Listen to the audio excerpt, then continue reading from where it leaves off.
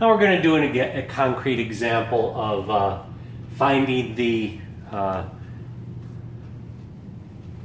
axis of symmetry in the vertex of a given function. And let's say our function is f of x equals x squared minus 10x plus 12. All right, earlier we know that this is the basic equation. There's our vertex. Our axis of symmetry is just x equals h.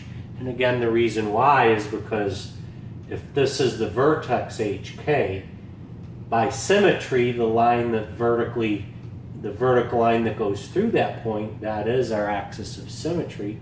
The equation of any vertical line is x equals some number, and the x and the line that goes through that point, x is equal to h. So we need to complete the square to get it in this form. Again, another nice example of the purpose of completing the square is to get equations or expressions into different forms so we can then gain information and obtain information from that properly written form. So to complete the square,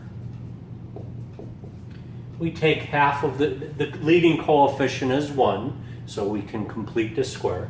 Half of negative 10 is negative 5, and negative 5 squared is 25. But if I add 25, I need to compensate by subtracting 25, because that's like adding 0. It doesn't change the value. Now, this is a perfect square. Half of negative 10 is negative 5, so that this factors 2x minus 5 squared.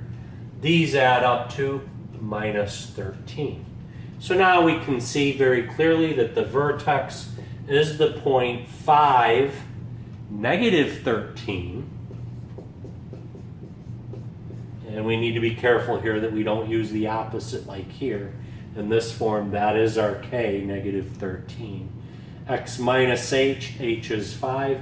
The axis of symmetry, because this is our vertex, is nothing more than x is equal to 5.